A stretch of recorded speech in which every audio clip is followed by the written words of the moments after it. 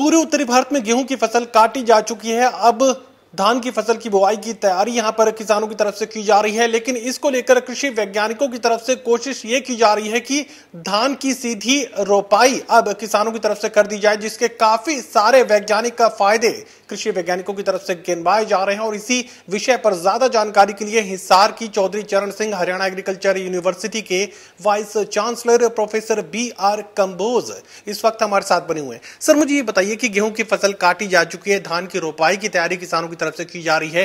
धान की सीधी रोपाई अगर खेत में कर दी जाए तो किस तरह के फायदे किसानों को मिल सकते हैं, किस तरीके से वैज्ञानिक इसके लिए किसानों को तैयार कर रहे हैं? आपने ये बहुत अच्छी बात कही, क्योंकि जैसा कि आप जानते हैं कि जब हम धान की रोपाई करते हैं तो उसके लिए हम 15 मई से धान की पौध की बिजाई करते हैं, और जब वो 25 से 30 दिन की हो जाती है पौध, फिर उसकी रोपाई करते हैं। और रोपाई करने के लिए लगातार खेत में हमें ट्रैक्टर को चलाते हुए पानी को खड़ा रखना पड़ता है, जिससे पानी का बहुत दोहन है।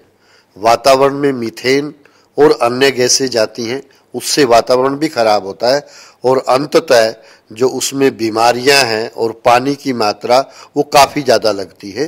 तो आजकल कृषि विश्वविद्यालय के द्वारा और भारतीय कृषि अनुसंधान संस्थान, जितने भी कृषि से जुड़े हुए वैज्ञानिक संस्थान हैं, उन्होंने अब धान की रोपाई की जगह पे धान की सीधी बिजाई की तकनीक निकाल दी है, जिससे कि हमारा पानी भी बचेगा, हमारा वातावरण भी ठीक रहेगा, और सबसे बड़ी बात कि पानी तो ज़्यादा लग रहा है, लेकिन जो बारिश का पानी है वो भी जमीन में ज़्यादा जाएगा, यानी कि पानी को रिचार्ज की जो बात है वो भी धान की सीधी बिजाई से होगी।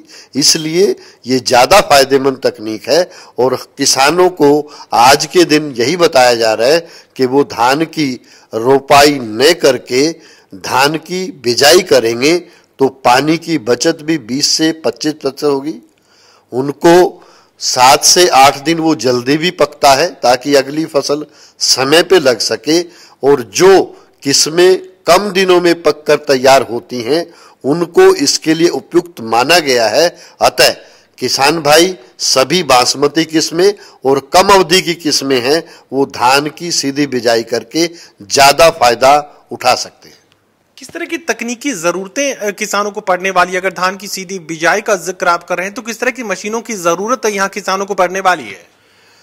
इसके लिए हम जो धान की सीधी बिजाई है, उसके लिए हम धान की सीधी बिजाई की एक ड्रिल मशीन होती है, जिसको के सीड कम फर्टिलाइजर ड्रिल बोलते हैं।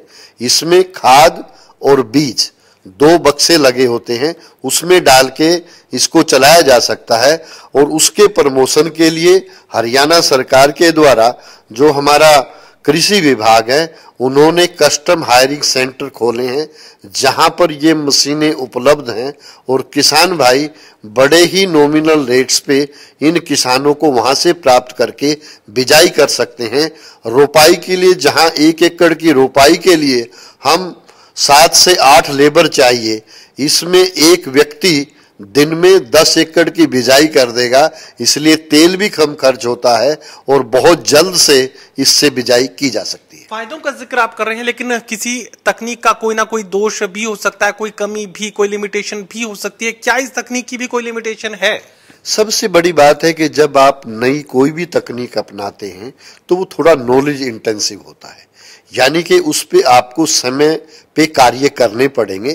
खासतौर से खरपतवार की समस्या आती है, और इस विधि में जब हम बिजाई करते हैं तो बिजाई के तुरंत बाद हमें खरपतवार नाशी का प्रयोग करना पड़ता है। अक्सर किसान भाई जानकारी कम होने की वजह से वो प्रयोग नहीं करता है, और बाद में उसको ऐसी समस्या आती है। वैसे यदि पूरा पैकेज वो लेके चलेगा तो कोई समस्या की बात बिल्कुल नहीं है।